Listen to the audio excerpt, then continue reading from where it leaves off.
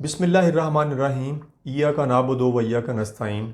Social media کے ناظرین کو زمان خان وردک کا سلام۔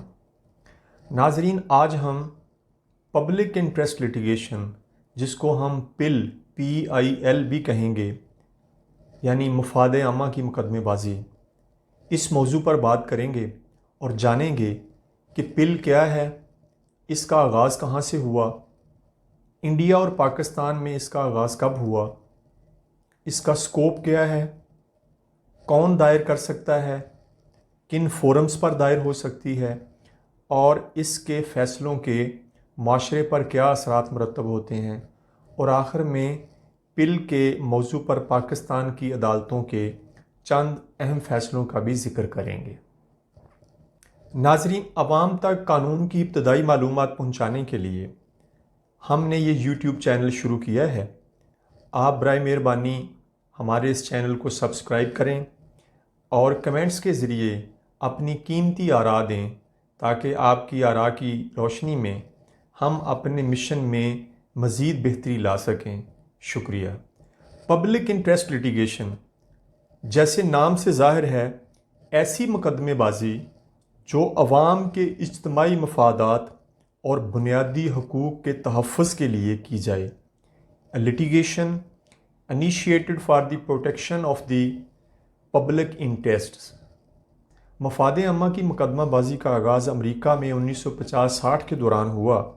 امریکی تنظیموں نے شہری بنیادی حقوق کی تحریک کے دوران نسلی امتیاز، ریشیل ڈسکرمنیشن اور نسلی علیحدہ پن، ریشیل سیگریگیشن، ان کے خلاف اپنی اعلیٰ عدالتوں سے رجوع کیا اور ایک مشہور مقدمہ Brown versus Board of Education 1954 میں اس کا فیصلہ ہوا، اور اس کے تحت سکولوں میں نسلی علیحدہ پن کا خاتمہ ہوا، جو کہ پبلک انٹرسٹ لیٹیگیشن کی ایک بہت بڑی فتح تھی۔ انڈیا میں پل کا آغاز 1970 کی دہائی میں ہوا، جس میں جسٹس PN بھاگوتی اور جسٹس VR کرشنا آئر اس کے بانی سمجھے جاتے ہیں۔ انہوں نے پل کا دائرہ وسیع کیا اور متاثرہ فریق کے علاوہ دوسرے شہریوں اور تنظیموں کو بھی مفاد عامہ کے تحفظ کے لیے عدالتوں سے رجوع کرنے کا اختیار دیا۔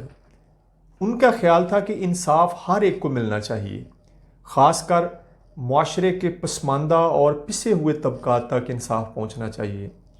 انڈیا میں ایک مشہور مقدمہ حسین آرا خاتون ورسز اسٹیٹ آف بہار 1979 میں ہوا۔ یہ مقدمہ وکلاء کے ایک گروپ نے زیر سماعت ملزمان جو سال ہر سال سے جیلوں میں پڑے سڑ رہے تھے اور ان کے مقدمات کی سماعت نہیں ہو رہی تھی، ان کے فیئر ٹرائل کے بنیادی حق کے تحفظ کے لیے یہ مقدمہ دائر کیا۔ عدالت نے اس مقدمے میں ایک تاریخی حکم دیا کہ ایسے تمام ملزمان کو رہا کر دیا جائے جو ایک خاص عرصے سے زائد جیلوں میں پڑے ہیں اور ان کے مقدمات کی سماعت نہیں ہو رہی۔ اس مقدمے نے انڈیا میں پل کو ایک نئی جہت عطا کی اور پل ایک طاقتور عدالتی اختیار بن گیا، اور پھر عدالتوں نے ماحولیاتی مسائل، بنیادی حقوق کے تحفظ، خواتین کے حقوق، عدالتی اصلاحات اور دیگر کئی موضوعات پر کھل کر پل کے اختیارات کو استعمال کیا۔ پاکستان میں پل کا آغاز 1990 کی دہائی میں ہوا۔ ایک مشہور مقدمہ شہلا ضیاء بنام واپڈا PLD 1994 سپریم کورٹ 693 ہے۔ اس مقدمے کے مطابق اسلام آباد کے چند شہریوں کو رہائشی علاقے میں ایک گریڈ اسٹیشن بننے پر اعتراض تھا۔ شہریوں نے ایک خط چیف جسٹس آف پاکستان کو لکھا اور سوال اٹھایا کہ کیا کسی گورنمنٹ کی ایجنسی کو رہائشی علاقے میں شہریوں کی مرضی کے خلاف ان کی زندگیوں کو خطرے میں ڈالنے کا اختیار حاصل ہے؟ شہریوں کا موقف تھا کہ گریڈ اسٹیشن کی ہائی وولٹیج لائنز کے الیکٹرک میگنیٹک فیلڈ سے ان کے ارد گرد کا ماحول خراب ہوگا اور اس کے صحت پر نقصان دہ اثرات مرتب ہوں گے۔ عدالت نے قرار دیا کہ صحت مند اور محفوظ ماحول بھی زندگی کے بنیادی حقوق میں شامل ہے۔ زندگی کو انجوائے کرنے کے لیے ایک صحت مند ماحول درکار ہوتا ہے جو ہر شہری کا بنیادی حق ہے۔ دوسرا کیس ہے درشن مسیح بنام سرکار PLD 1990 سپریم کورٹ 513۔ اس مقدمے کے لیے چیف جسٹس آف پاکستان کو چند بھٹا مزدوروں نے ایک ٹیلی گرام بھیجی جس میں ان کا موقف تھا کہ ہمیں عدالت نے آزاد تو کروا دیا تھا لیکن دوبارہ ہمارے 3 بندوں کو بھٹا مالکان نے اغوا کر لیا ہے، ہمارے بندوں کو رہائی دلوائی جائے اور ہمیں تحفظ دلوایا جائے تاکہ ہم اپنے خاندانوں کے لیے روزی کما سکیں۔ اس کیس میں سپریم کورٹ نے آرٹیکل 184(3) کے تحت نوٹس لیا اور تمام افراد کو رہا کروا دیا اور جبری مشقت کی روک تھام کے لیے کچھ اصول وضع کیے جس سے پاکستان میں جبری مشقت کے خاتمے میں مدد ملی۔ نیکسٹ کیس ہے اسماعیل قریشی بنام Awais Qasim. Chief justice of Pakistan جناب افضل ضلع نے کالجز اور یونیورسٹیز میں طلباء سیاست کی خرابیوں کا نوٹس لیتے ہوئے ایک انکوائری کروائی اور آخر کار پاکستان کے کالجز اور یونیورسٹیوں میں طلباء سیاست کو بین کروا دیا۔ ایک اور کیس ہے ملک اسد علی کیس PLD 1998 سپریم کورٹ 161۔ اس مقدمے میں عدالت عظمیٰ نے قرار دیا کہ آرٹیکل 199 کی شرائط اور رکاوٹیں سپریم کورٹ کے آرٹیکل 184(3) کے اختیارات کی راہ میں حائل نہیں ہوتیں کیونکہ سپریم کورٹ کو آرٹیکل 187(1) کے تحت مکمل انصاف کمپلیٹ جسٹس کرنے کا اختیار حاصل ہے۔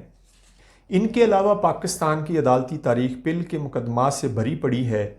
چند مشہور مقدمات کا آئندہ کسی ویڈیو میں تفصیلی ذکر کریں گے۔ پاکستان میں عدالت عالیہ اور عدالت عظمیٰ میں پل کے موضوعات پر آئینی درخواستیں دائر کی جا سکتی ہیں۔ کوئی بھی متاثرہ فریق یا کوئی دیگر شہری یا تنظیم عوامی اجتماعی بنیادی حقوق کی خلاف ورزیوں پر عدالت عالیہ یا سپریم کورٹ کو ایک خط یا ٹیلی گرام وغیرہ لکھ کر یا کسی وکیل کے ذریعے یا از خود ان پرسن ایک آئینی درخواست دائر کر سکتا ہے۔